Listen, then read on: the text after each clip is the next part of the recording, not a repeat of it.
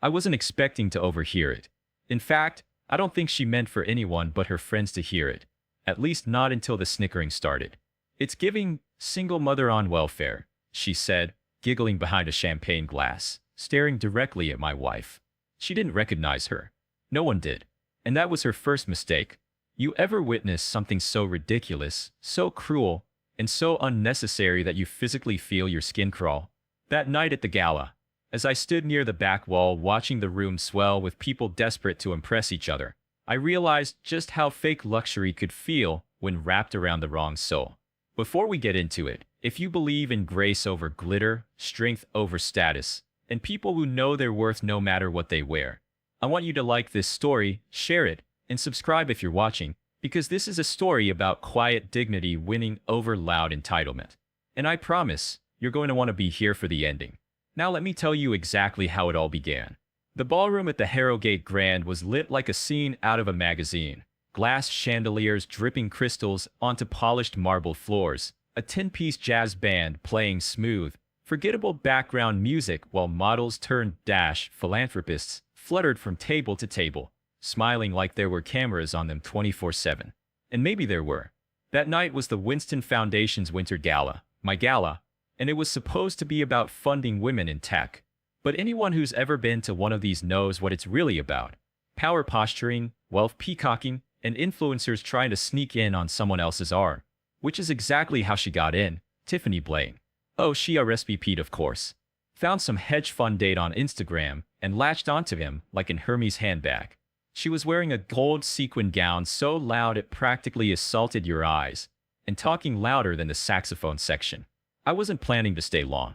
I'd shown my face, shaken the hands, smiled for the obligatory photos.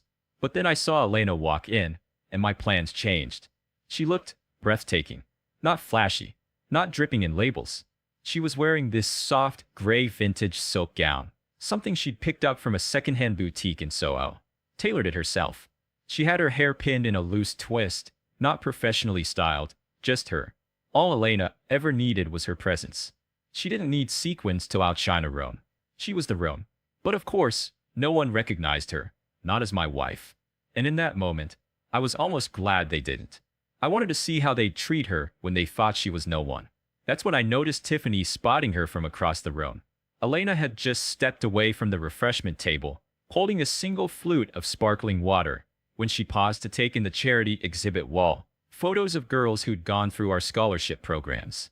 That's so Elena, drawn to the why behind the event, not the spotlight. Tiffany made a beeline over, two other women flanking her like poorly dressed satellites. She didn't speak to Elena at first. No, she hovered nearby, stage whispering to her posse just loud enough. Honestly, who let the caterers in here dressed like guests? Is that taffeta? My God, it's giving, what's the word? Sat. Giggles. One of the women, to her credit, glanced nervously around the room. Tiff, maybe, but Tiffany rolled right on. No, I'm serious. I saw a dress like that on a clearance rack at a bridal resale pop-up. In Jersey. 2 years ago. More laughter. Elena hadn't turned. Not once. She was still staring at the wall of girls' faces. If she heard them, she didn't show it. Or maybe she did hear every word and decided they weren't worth her breath. That's my wife for you. I took a step forward, ready to shut it down, but I stopped. Not out of fear. Out of curiosity. I wanted to see how far they'd go. Elena finally turned her head, caught Tiffany's eyes, and offered her the smallest, kindest smile you could imagine. It wasn't smug. It wasn't defensive. It was graceful. That only made Tiffany madder. I'm sorry. Are you even on the guest list? She asked, voice pitched higher, now trying to draw attention from people nearby. Because you're standing awfully close to the benefactor's wall, and unless you're one of the girls in the photo, I'm not sure you belong here. That's when the people around started really noticing. A few staff members stiffened. My head of PR, standing a few feet behind, shot me a glance. Should we intervene? I gave her a subtle shake of the head. Not yet. Let it play out. Elena's smile never faltered. She looked at Tiffany for a long moment, measuring her, I imagine, and said softly, "Don't worry. I'm where I'm supposed to be." Tiffany blinked. "Is that right?" she sneered. "Because the dress says otherwise." God, it took everything in me not to burst out laughing. Not because the insult was clever. It wasn't. but because she had no idea who she'd just humiliated in front of half the East Coast elite. No idea that this sad woman in the clearance rack dress was the only person in that ballroom the entire foundation was built around. No idea that the man whose attention she was trying so hard to attract was myself, and that the woman she'd just publicly mocked was my wife. I turned toward the stage, nodding to the MC. "Bring me up," I said. And just like that, the night was about to change. The room went quiet before I even reached the stage. Not silent, just hushed, the way expensive spaces get when something real is about to happen. You could hear the last notes of the jazz band fading as the MC stepped aside and handed me the mic with two hands like it was something sacred. In a way, it was. What I was about to say wasn't on the program, wasn't rehearsed, wasn't meant for donors or board members. It was for her. The woman in the gold dress who thought the world revolved around shiny things and followers and noise. It was for them, the ones who laughed with her. And it was for Elena, who had just endured that humiliation with more grace than I'd seen in boardrooms and battlefields combined. I scanned the crowd from the stage, but I wasn't looking for approval. I was looking for clarity. And I found it the second my eyes landed on Elena again. She hadn't moved. Still near the exhibit wall. Still holding her glass. Still carrying herself like someone who knew who she was. Even in a room designed to make women like her feel invisible. I took a breath, then smiled into the mic. "Good evening," I began, my voice steady, cutting clean through the murmurs. "Thank you all for coming. I know these things tend to blur together, cocktails, gowns, another speech. But tonight, I'd like to say something that doesn't fit neatly between sponsorship slides and auction announcements." The crowd shifted, alert now. I saw Tiffany in my peripheral vision, suddenly still, her expression a frozen half-smile, like someone bracing for a spotlight they didn't ask for. "We're here tonight to raise funds for girls in tech." That's the headline. But underneath that, there's a different story. A personal one. One I've never told publicly. Until now. The silence deepened, the kind that folds over a room like a velvet curtain. I leaned forward slightly. Years ago, I was nobody. I mean that. Broke. 2 credit cards maxed out. Canceled meetings. Ghosted pitches.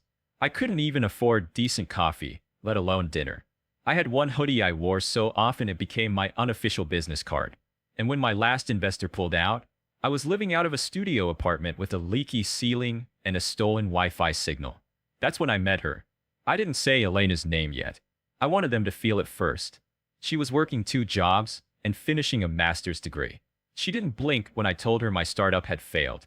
She didn't care when I said I had nothing. She invited me into her life like I was already someone worth keeping. She paid for our first meal together. I remember she used a buy one get one coupon and still tipped the waitress 20%. She stitched a hole in my coat pocket by hand. She taught me how to sit still with my failures, how to learn from them instead of running. Somewhere to my left, someone whispered, "Is he talking about?" and didn't finish. I turned slightly on the stage, angling toward the crowd. She never needed anything from me. Not money, not status, not promises of mansions or front row seats. She saw me, not the Forbes list version of me, but the guy under it. And she stayed. "That woman," I said, finally letting the words hit their mark, "is the reason this foundation exists. She's the reason I rebuilt everything I lost." And tonight, she was mocked in this room. The silence snapped like dry wood. Someone gasped. A glass clinked too hard on a table. I let it settle before I continued. Not to her face, of course. That would require courage. No, it was done the way cowards always do it, under breath, behind manicured hands, with laughter that sounds like clinking jewelry and rot. She was judged for her dress, for not wearing something with a recognizable designer label, for looking like someone who didn't belong. I paused, scanning faces. But let me ask you, what does belonging look like?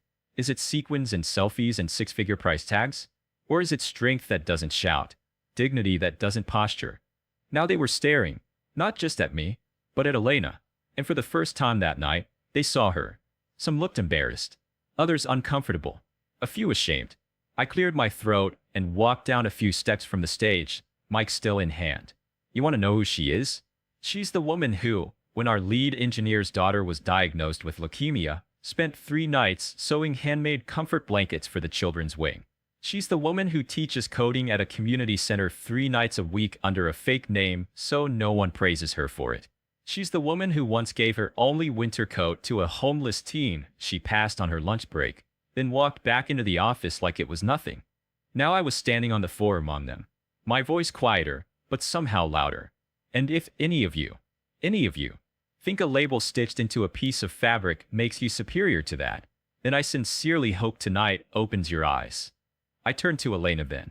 You are the strongest person I know, and everything I've built means nothing without you beside me. Then I turned back to the room, lifting my glass. To my wife, Elena Winston. The reason I'm here. The reason this foundation exists. And the reason I still believe there's hope for rooms like this to get it right. The applause started slowly, unsure, as if people weren't sure whether they were allowed to clap. Then it built, some sincere, some performative. But I didn't care. Because Tiffany? She was frozen in place, her face blank, her glass trembling ever so slightly in her hand. Her date had already shifted a step away, as if physical proximity to her might stain him by association. And Elena?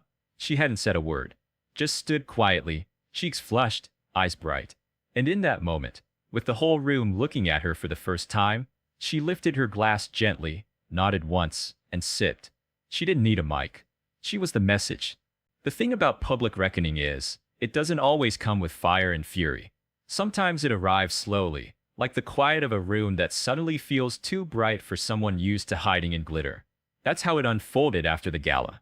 The video of my speech made its way online by morning, filmed vertically, shaky, complete with gasps and a perfect cut to Elena sipping her water like a queen in a thrifted crown. Millions watched, millions shared, and somewhere between the reposts and the hashtags, Tiffany Blaine became a cautionary tale in heels. Her PR team scrambled, claimed misunderstanding, lighthearted humor, taken out of context. But you can't spin cruelty when it's captured so clearly. Within a week, the brand deals dried up. Invitations stopped arriving. Her podcast, Champagne Truths, lost sponsors and shut down. She went dark on socials after posting some long caption about cancel culture and jealous wives. I didn't respond. Neither did Elena. Because here's the thing about Elena. She never needed revenge. She didn't clap back, or gloat, or speak out. She just kept showing up at the foundation board meetings, at her community coding workshops, at our breakfast table, with that same quiet grace that made people want to listen more closely. The same grace that had once held me together when I was broke, scared, and small. A month later, we hosted a follow-up panel for girls in tech, this time streamed globally. Elena was one of the speakers. She wore the same gown from the gala, refitted slightly, still secondhand, still perfect. And when one of the young students asked her what gave her the confidence to walk into rooms where people underestimated her, she didn't pause. I don't walk in to be seen, she said. I walk in to see who's real. And if I leave with fewer friends than I arrived with, that's a win. That night, as we drove home with the city lights blurring past the windows, I looked over at her. No spotlight, no applause, just her hand in mine, and realized something. Power isn't in the speech. It's in the silence that follows, when the ones who tried to belittle you are suddenly too small to matter. And Elena? She was never small. The rest of them were just slow to realize it.